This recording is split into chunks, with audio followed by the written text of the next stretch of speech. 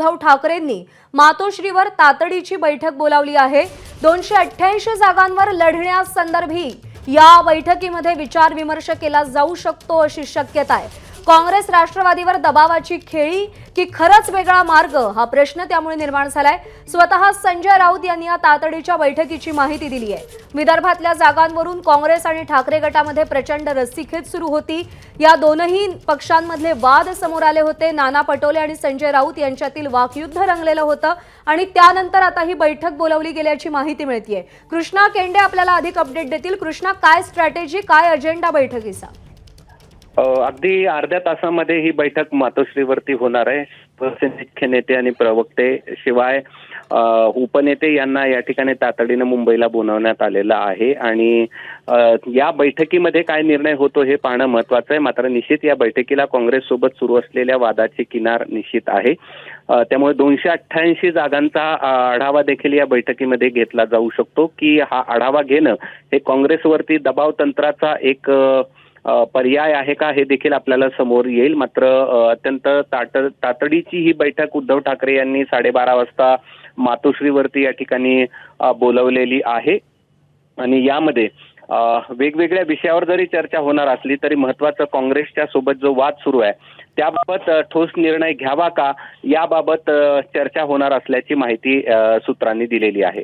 ठीक आहे कृष्णा, सोबत रहा। संजय राऊतांनी नेमकी काय माहिती दिली आपण पाहूया। माझा आणि माननीय शिवसेना पक्षप्रमुखांशी चर्चा झाली,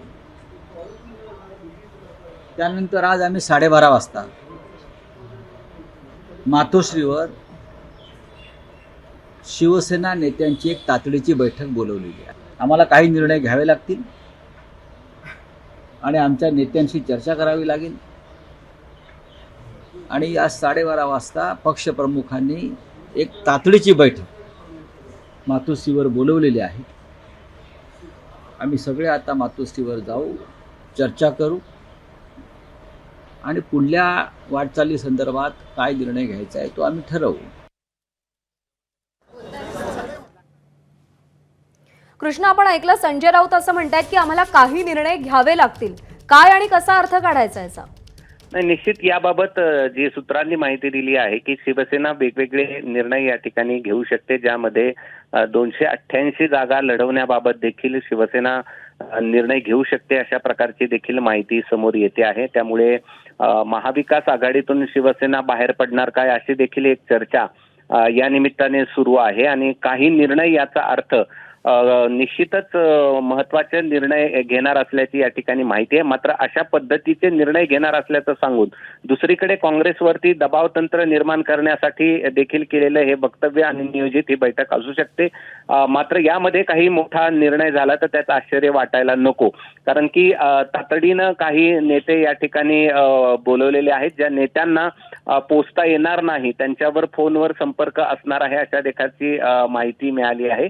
मात्र तातडीची बैठक बोलून शिवसेना मोठा निर्णय घेण्याची शक्यता आहे। कृष्णा, आपण जर पाहिलं, आपण म्हणतोय की शिवसेना, ठाकरे गट आणि काँग्रेसमध्ये वाद आहे, पण काल नाना पटोले, संजय राऊत हसत खेळत कॅमेऱ्याच्या समोर आले। तो फक्त एक दिखावा होता की आत्ताची बैठक फक्त स्ट्रॅटेजी आहे की वाद खरंच विकोपाला गेलेत?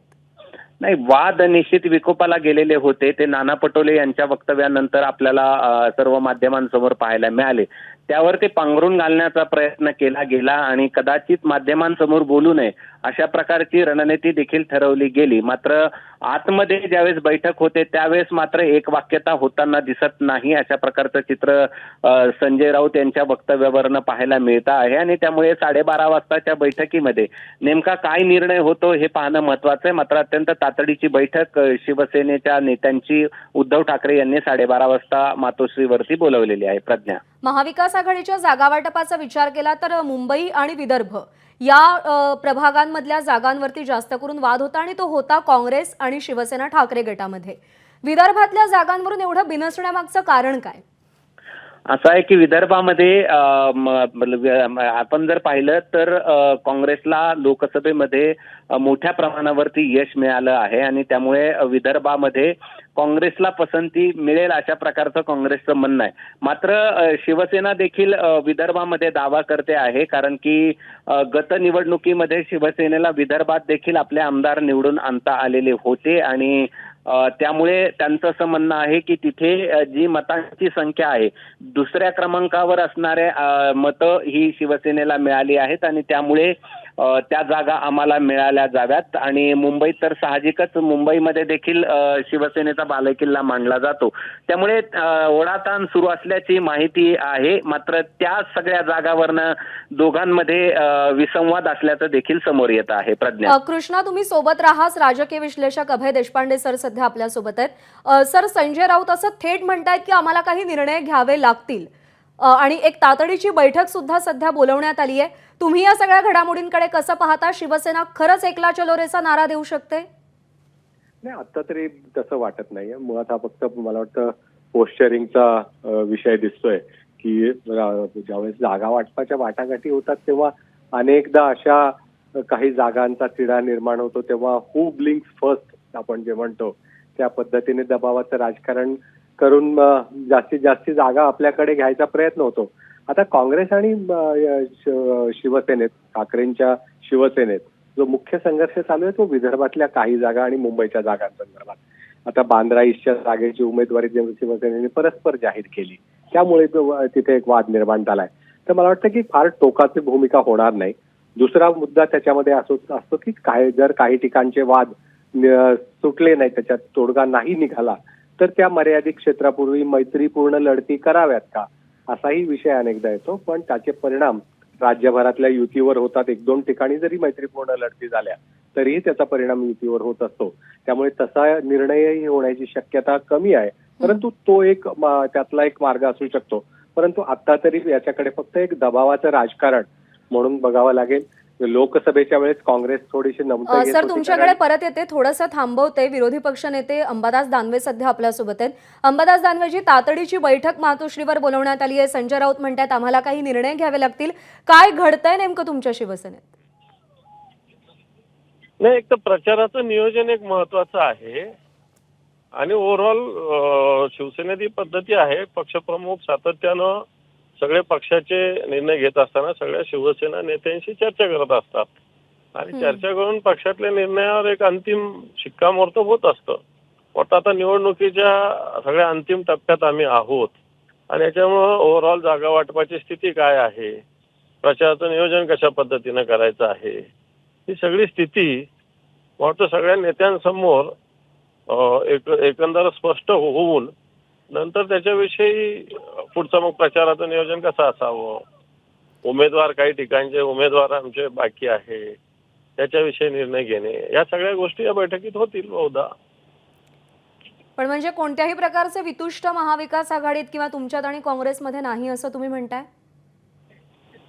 नाही, आमची तर बोलणी चालूच आहे ना. सगळे विशिष्ट कुठे आहे, आता आम्ही सगळे एकत्र काम करतोय, परंतु शेवटी आमच्या पक्षाच्या काही गोष्टी, आमच्या पक्षाच्या अंतर्गत काही विषय सगळ्या नेत्यांसमोर मांडावं लागेल आणि मग त्याच्यानंतर पुढे काय करायचं याचा निर्णय तर घ्यावा लागतो ना. पुढे काय करायचंय म्हणजे नेमकं कशा संदर्भात? नेमकं प्रचार, काही उमेदवार, काही जागा वाटपातल्या काही जागा, त्याच्यानंतर प्रचार, काही उमेदवार आहे अजून निवडीला अंतिम स्वरूप द्यायचं आहे, या सगळ्या गोष्टी फक्त नेत्यांच्या बैठकीतच होत असतात. अच्छा, अंबादास दानवेजी, एक छोटा प्रश्न. विदर्भातल्या जागांचा तिढा सुटलाय तुमचा आणि काँग्रेसमधला? मला वाटतं आमची बैठक झाल्यानंतर याविषयी सगळ्या सुस्पष्ट आपल्यासमोर भूमिका आम्ही मांडू. ठीक आहे. बैठकीची उत्सुकता आहे, बैठकीतल्या निर्णयाची उत्सुकता आहे. अंबादास दानवेजी, आभार आपले, आपण प्रतिक्रिया दिलीत त्याबद्दल. तर सध्या जी माहिती मिळते, मातोश्रीवर एक अत्यंत तातडीची बैठक बोलावण्यात आलेली आहे. स्वतः संजय राऊत यांनी तातडीच्या बैठकीची माहिती दिली आणि या बैठकीला जाण्यापूर्वी आम्हाला काही निर्णय घ्यावे लागतील असं सूचक वक्तव्य संजय राऊत यांनी केलंय. आता हे निर्णय नेमके कशाच्या अनुषंगाने आहेत, कशासाठी आहेत आणि काय आहेत याची उत्सुकता आहे. जसं अंबादास दानवे यांनी सांगितलं की प्रचारासंदर्भात चर्चा करण्यासाठी बैठक आहे, पण बैठकीत नेमकं काय होतं याची उत्सुकता आहे. पुन्हा एकदा जाऊयात, अभय देशपांडे सर सध्या आपल्यासोबत आहेत. सर, अंबादास दानवेंनी जे सांगितलं ते तुम्ही ऐकलं असेलच. तुमचा काय अंदाज? ही फक्त प्रतिक्रिया आहे, पडद्यामागे वेगळं काही घडतंय? नाही असं अजिबात नाही वाटत आहे. कारण एक निश्चित आहे की आतापर्यंतच्या घडामोडी असतील, चर्चेचा सूर असेल किंवा एकूणच राजकीय चित्र असतील आणि आत्ताच एक काही क्षणापूर्वी अंबादास दानवे यांनी दिलेली प्रतिक्रिया, सगळ्या गोष्टी बघितल्या तरी हे तुटेपर्यंत ताणलं जाणार नाही एवढं निश्चित आहे. आता जास्तीत जास्त ज्या जागांचा तिढा राहिलेला आहे त्यातल्या अधिक जागा आपल्याकडे मिळाव्यात त्याच्यासाठी एक दबाव म्हणून त्याचा या सगळ्याचा वापर केला जात असेल. परंतु आता काही काँग्रेसचे नेते काही राजकारणात नौके नाहीत, त्यांना पण ह्या खेळ्या लक्षात त्यांनी प्रथमच बघतायत असंही नाही. लोकसभेच्या वेळेस काँग्रेसची एक आवश्यकता होती, इंडिया आघाडी टिकवण्याची जबाबदारी त्यांच्यावर होती, त्यामुळे त्यांनी अनेक तडजोडी त्या काळामध्ये केल्या. परंतु तशी परिस्थिती आता राहिलेली नाही आणि त्यांनी काही अतिशय आग्रही भूमिका घेतलेली आहे काही जागांच्या बाबतीत. कारण ज्या प्रमाणात त्यांना लोकसभेत शिवसेनेकडनं जी मतं ट्रान्सफर होणं अपेक्षित होतं ती झालेली नाही आहेत, पण काँग्रेस आणि राष्ट्रवादीकडून जी मतं ठाकरेंकडे गेली त्याचा फायदा त्यांना झालेला आहे. त्याचा अर्थातच त्याच्यामुळे त्याची आपल्याला अधिक जागा मिळाव्यात असा काँग्रेसचा दावा आहे आणि तो काही दिवस लावून धरतील. त्याच्यामुळे थोडे दिवस मला वाटतं की याच्यामध्ये काळ लागेल, परंतु तोडगा निघेल. ते काही आघाडीमध्ये काही विस्फोट होईल असं काही वाटत नाही. ठीक आहे सर, आपले आभार. आपण सविस्तर विश्लेषण केलं त्याबद्दल. आणि कृष्णा केंडे आपल्याला अधिक अपडेट देत होते. कृष्णा, तुमचेही आभार. आणि यानंतर आपण थेट जाऊयात वेदांत नेब, आपले प्रतिनिधी सध्या आपल्यासोबत आहेत. वेदांत, तातडीची बैठक मातोश्रीवर बोलावली गेली आहे. संजय राऊत म्हणतात काही निर्णय घ्यावे लागतील. अंबादास दानवे म्हणतात की प्रचाराच्या नियोजनासाठी बैठक आहे. नेमकं काय घडतंय? ज्या प्रकारे माहिती सूत्रांकडून मिळते, अंतर्गत बैठक यासाठी की अवघे काही दिवस शिल्लक आहेत, प्रचाराची रणनीती ठरवायचीच आहे. त्यासोबतच जागा वाटपाचा तिढा अजूनही सुटलेला नाही. म्हणजे अंतिम टप्प्यात काल जागा वाटप होतं, काल अंतिम बैठक होती. आज काँग्रेसचे नेते, सगळे महत्वाचे नेते राज्यातले दिल्लीत आहेत आणि त्यामुळेच विदर्भातल्या ज्या जागा आहेत, मग त्यामध्ये जी माहिती म्हणजे त्यामध्ये दक्षिण नागपूर आहे, रामटेक आहे आणि इतर 3 ते 4 जागा, यावर दोन्ही पक्ष काँग्रेस आणि ठाकरे गट आग्रही आहे. त्यावर तोडगा मात्र निघत नाही आणि दोन्ही पक्षाला आपल्याकडे त्या जागा हव्या आहेत आणि त्यातनं तोडगा निघत नसल्यानं मग पुढे नेमकं काय करायचं यासाठी ही अंतर्गत बैठक आहे. ठाकरेंचं असं म्हणणं आहे की लोकसभेच्या वेळेस 2 मतदारसंघ हे काँग्रेसला सिटिंग असताना सुद्धा शिवसेनेचे दिले होते. त्यामुळे आता तरी विधानसभेला 3 ते 4 जागा आम्हाला वाढीव या विदर्भातनं मिळाल्या पाहिजे आणि त्यासाठीच दोन्ही पक्षांकडनं रस्सीखेच पाहायला मिळते आणि त्यातनं तोडगा निघत नाही आणि त्यामुळेच महाविकास आघाडीतली तशी धुसफूस कायम असलेली पाहायला मिळते. आता आज काँग्रेसचे नेते चर्चा करायला नाहीयेत, त्यामुळे आज तशी महाविकास आघाडीची बैठक होणार नाहीये. त्यामुळे अंतर्गत बैठकीत नेमकं पुढे काय करायचं यावर मंथन केलं जाईल, यावर चर्चा केली जाईल. प्रज्ञा. वेदांत, धन्यवाद दिलेल्या सगळ्या सविस्तर माहितीसाठी. तर महाविकास आघाडीच्या फॉर्म्युलानुसार विदर्भामध्ये ठाकरे गटाला 8 जागा मिळू शकतात, पण विदर्भातल्या 12 जागांसाठी ठाकरे गट आग्रही आहे. कारण का विदर्भामध्ये जेवढा काँग्रेसचा वर्चस्व आहे, विदर्भावर ठाकरे गटाची पकड सुद्धा तेवढीच आहे आणि त्यामुळे महाविकास आघाडीत ठाकरे गट आणि काँग्रेसमध्ये विदर्भाच्या जागावरून सध्या रस्सीखेच सुरू असल्याचं आपल्याला दिसतंय. दरम्यान महाविकास आघाडीमधली धुसफूस कायम आहे. विदर्भातल्या जागांवर अजूनही रस्सीखेच सुरू आहे अशी माहिती सूत्र देत आहेत. विदर्भातल्या जागांवर ठाकरेंची शिवसेना आणि काँग्रेस अजूनही अडून आहे. शिवसेना आणि काँग्रेसचं जागा वाटपात एकमेकांशी एकमत होताना दिसत नाहीये. काल 10 तास बैठक होऊन सुद्धा जागा वाटपावर तोडगा निघाला नाही आणि त्याला कारण आहे विदर्भातल्या जागा. शिवसेना ठाकरे गटानं तातडीची बैठक या पार्श्वभूमीवर बोलावली आहे आणि बैठकीत ज्या जागांवर तिढा आहे त्या जागांवर पक्षांतर्गत चर्चा केली जाणार आहे. उद्धव ठाकरेंच्या मते तुटेपर्यंत ताणण्यात काहीही अर्थ नाही, तर दुसरीकडे संजय राऊत यांच्या मते काही निर्णय घ्यावे लागतील असं ते म्हणतात. आता या सगळ्याचा अन्वयार्थ नेमका काय हे बैठकीनंतर स्पष्ट होईल. दरम्यान यावर भाजपचे प्रदेशाध्यक्ष चंद्रशेखर बावनकुळे काय प्रतिक्रिया देत आहेत पाहूया. उद्धव ठाकरेजीकडे अशी स्थिती आहे की त्यांच्या विचाराचे खूप वाईट हाल केले आहे. खरं तर इतके वाईट हाल उद्धव ठाकरेंचे कधी होतील हे मलाही पाहवत नाही. त्यांना दिल्लीला जावं लागलं, 2 दिवस काँग्रेसच्या नेता आणि राष्ट्रवादीच्या नेत्यांना भेटावं लागलं, शरद पवारांना भेटावं लागलं. 2 दिवस तळ ठोकून उद्धव ठाकरे होते. म्हणजे सोनिया गांधीकडे गेले, राहुल गांधीकडे गेले, मग ते चेन्नी थलाकडे गेले, काय काय गेले, शरद पवारांकडे गेले. वाईट स्थिती करून टाकली. म्हणजे मी तर परवाच सांगितलं की उद्धव ठाकरेची स्थिती अशी आहे की शोले पिक्चरचा तो जेलर होता ना, आज इधर जाओ बाकी मेरे पास आओ, कुछ नहीं रह गए. और दुसरी हालत त्यांची अशी आहे, ते गाणं होतं आपलं, कोई लौटा दे मेरे बीते हुए दिन. त्यांना मुख्यमंत्री व्हायचं आहे, पण महाविकास आघाडी मुख्यमंत्री करायला तयार नाही. तिकडे काँग्रेस पार्टी मुख्यमंत्री स्वतःच नाना पटोलेंनी जाहीर करून टाकलं. पवारांनी सुप्रियाताई यांनी तर 12:30 वाजता मातोश्रीवर बैठक होतीये. बैठकीत नेमका काय निर्णय होतो, काय चर्चा होते, यावर आपलं लक्ष असेल. एबीपी माझा, उघडा डोळे बघा नीट.